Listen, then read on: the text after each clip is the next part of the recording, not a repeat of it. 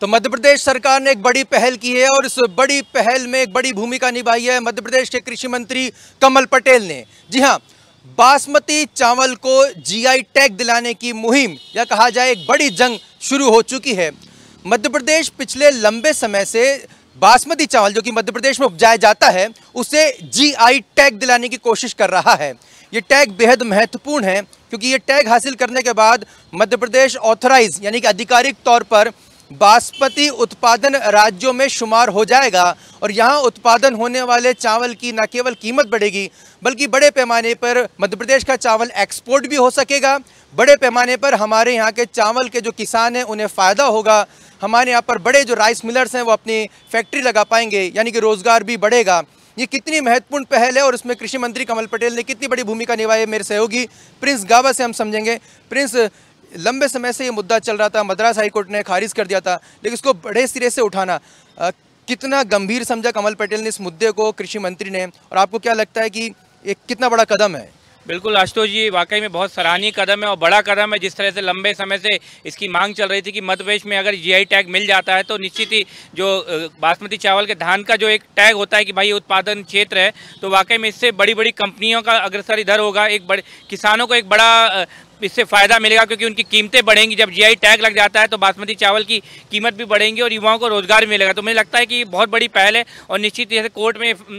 दायर किया गया है, जिस तरीके से चल रही सुप्रीम कोर्ट में, और अगर ये फैसला हो जाता तो लंबे समय से जो मध्य प्रदेश लड़ाई लड़ रहा है इसकी कि जीआई टैग को दिलाने की, ये वाकई में सबसे बड़ा कदम होगा। और कमल पटेल की वाकई में कमल पटेल ने जो इनिशिएटिव लिया इसके लिए पूरा मध्य प्रदेश उनका ऋणी रहेगा। बिल्कुल, बहुत बड़ी बात यहाँ पे प्रिंस ने कही है कि कहीं ना कहीं किसानों के लिए बहुत बड़ा ये कदम हो सकता है। प्रिंस, मध्य प्रदेश की अगर हम बात कर रहे हैं तो पिछले लंबे समय से मध्य प्रदेश ने अपने सिंचाई करके रकबा बढ़ाया है। मध्य प्रदेश के गेहूं को एक बड़ी पहचान राष्ट्रीय स्तर पर मिल रही है और देखने में भी आ रहा है कि अब तो कई विज्ञापनों में हम देखते हैं कि मध्य प्रदेश का गेहूं जो है नाम से बिक रहा है। अब अगर चावल में भी अगर मध्य प्रदेश आगे बढ़ता है, राइस में भी अगर आगे बढ़ता है, तो हमारी एक मान्यता है कि भाई चावल जो है वो उत्तर प्रदेश में, छत्तीसगढ़ में और साउथ में वहाँ उपजाया जाता है बड़े पैमाने पर। मध्य प्रदेश को लेकर इस तरह की अभी तक लोगों को मालूमात नहीं है कि कितना बड़े स्तर पर चावल का उत्पादन हो रहा है। क्या लगता है कि कितने बड़े पैमाने पर मध्य प्रदेश के किसानों को फ़ायदा पहुँचेगा? एक बड़ा वर्ग जो है, चूँकि हम जानते हैं कि कृषि प्रधान देश है भारत और मध्य प्रदेश का एक बड़ी आबादी जो है खेती से अपना जीवन यापन करती है, तो अगर ये फैसला अगर निश्चित ही आता है और अगर जीआई टैग लग जाता है तो निश्चित ही ये मध्य प्रदेश के किसानों के लिए, खासकर होशंगाबाद, सीहोर जो चावल की खेती जहाँ पर बड़े पैमाने पर की जा रही है, और निश्चित ही और लोग जो अभी तक इसे क्या कहते हैं खेती के उत्पादन में अभी इसलिए नहीं आ रहे हैं क्योंकि कीमतें उनको बढ़ी हुई नहीं मिल रही, क्योंकि जब तक जीआई टैग नहीं मिलता, जिस भी स्टेट को जीआई टैग मिल जाता है, जीआई टैग एक पैमाना है, जिस तरीके से हम बात करें ऑथेंटिक या आईएसआई मार्क की तरह, और ये जीआई टैग मिल जाता है तो न केवल किसानों को इससे फ़ायदा होगा बल्कि मध्य प्रदेश की इकोनॉमी को भी इससे फ़ायदा होगा और मध्य प्रदेश का नाम एक राष्ट्रीय स्तर पर चावल के रूप में भी पहचाना जाएगा, जिस तरीके से गेहूँ की खेती के रूप में उसको पहचाना जाता है। बड़ी बात आपने कही। प्रिंस साहब लगातार किसानों के साथ में भी कवरेज करते रहें और उनके बीच में बातचीत करते रहें। ये जो कदम जो उठाए जाते हैं उससे एक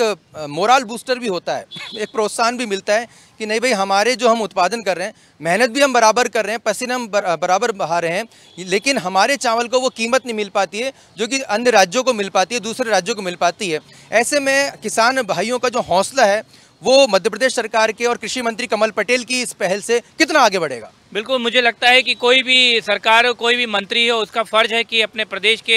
हर वर्ग के लोगों के बेहतरी के लिए सोचना, और किसान एक ऐसा वर्ग है जो कहीं ना कहीं पूरे देश को और पूरे मध्य प्रदेश को प्रभावित करता है, हर व्यक्ति को प्रभावित करता है। मुझे लगता है अगर किसानों का मनोबल बढ़ेगा, जिससे मध्य प्रदेश का मनोबल बढ़ेगा, और वाकई में जब एक इकनॉमी की बात करें तो किसान जब खुश होंगे तो पूरा देश खुश होगा। और तरक्की में जिस तरह की बात हो रही है स्वदेशी की और आगे बढ़ने की, आत्मनिर्भर बनने की, तो भारत जो प्रधानमंत्री मोदी ने बात की आत्मनिर्भर बनने में, तो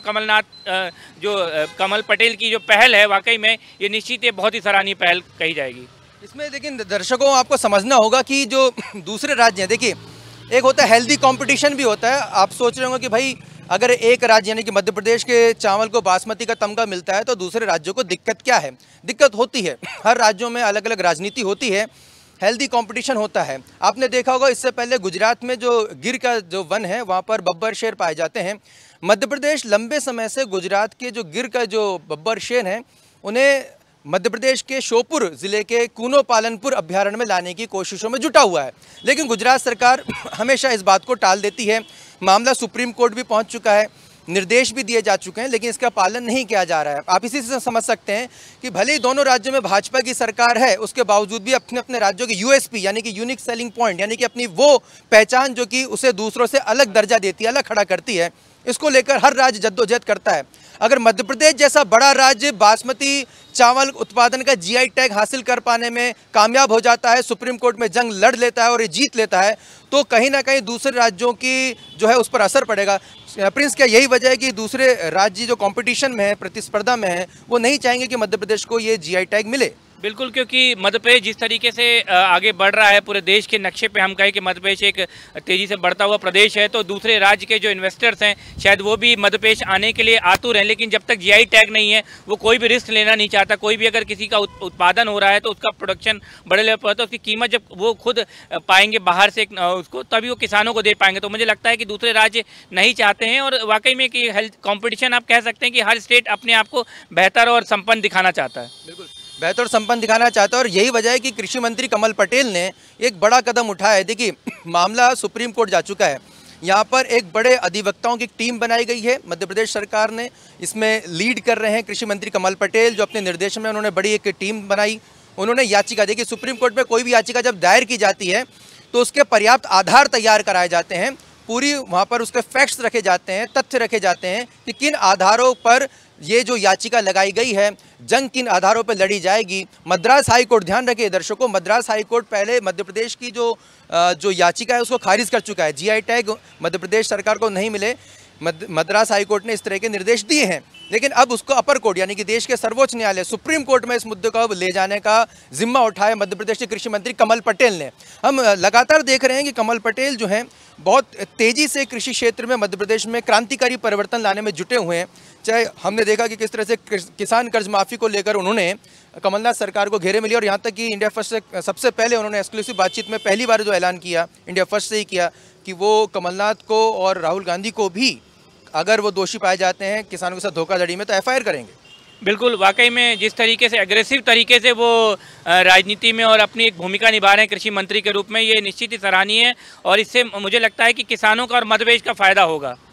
और जिस तरीके से उन्होंने बातचीत की है कि चाहे कमलनाथ हो चाहे तो अपोनेंट हमेशा से एक एग्रेसिव नेचर के साथ, जब मिनिस्टर अपने प्रदेश की भलाई और खासकर जिस क्षेत्र से आता है या जिस लीड कर रहा है, जिस विभाग को लीड कर रहा है, अगर वो उनके लिए सोचेगा तो निश्चित ही किसान भी उनके साथ कंधे से कंधा मिलाकर खड़े रहेंगे। बिल्कुल, बहुत बड़ी बात यहाँ पे प्रिंस आपने कही है। निश्चित तौर पर हम उम्मीद करेंगे कि इस बार मध्य प्रदेश सरकार कमल पटेल जी के नेतृत्व में सुप्रीम कोर्ट में इस बात को पूरे पुख्ता तरीके से फैक्ट्स के साथ रखे और मध्य प्रदेश को जीआई टैग हासिल हो सके, क्योंकि मध्य प्रदेश एक बड़ा कृषि प्रधान राज्य है। यहाँ का क्षेत्रफल बहुत बड़ा है, यहाँ पर तमाम नदियाँ मौजूद है, नर्मदा नदी जैसी बड़ी नदी का उद्गम स्थल मध्य प्रदेश है। तो अगर मध्य प्रदेश में अगर चावल की खेती होती है बड़े पैमाने पर और यहाँ पर उसे जीआई टैग हासिल हो जाता है तो मध्य प्रदेश के लाखों लाख किसानों को इसका फायदा पहुँचेगा। कई जो रोजगार इससे सृजित हो सकेंगे, हमारी रूरल इकोनॉमी यानी कि ग्रामीण इकोनॉमी सुदृढ़ हो सकेगी और मध्य प्रदेश का नाम न केवल देश में बल्कि विश्व में भी आगे बढ़ सकेगा। उम्मीद की जानी चाहिए कि मंत्री कमल पटेल इस मुद्दे को इसी तरह से गंभीरता से उठाएं और सुप्रीम कोर्ट में पूरे दमखम के साथ इस बात को रखें। और हम ये भी यहाँ पर अपील करना चाहेंगे उन विरोधियों से भी कि भले ही आप जीआई टैग को लेकर संघर्ष कर रहे हैं, आप अपने राज्य के हिसाब से हो सकता है सही सोच रहे हो, लेकिन ज़रा सोचिए उन लाखों लाख किसानों के बारे में जो उतनी गुणवत्तापूर्ण जो है चावल यहाँ पर प्रोड्यूस कर रहे हैं। हम अपने किसान भाइयों से भी अपील करेंगे कि वो निर्धारित मापदंडों के अनुसार और जो तय मानक हैं उसके अनुसार अगर चावल की खेती करते हैं, बासमती चावल के उपजाते हैं, तो निश्चित तौर पर जो प्रयास मध्य प्रदेश सरकार कर रही है उसमें वो बहुत हद तक कामयाब हो जाएगी और ये बड़ा ही मील का पत्थर मध्य प्रदेश के कृषि इतिहास में साबित होगा।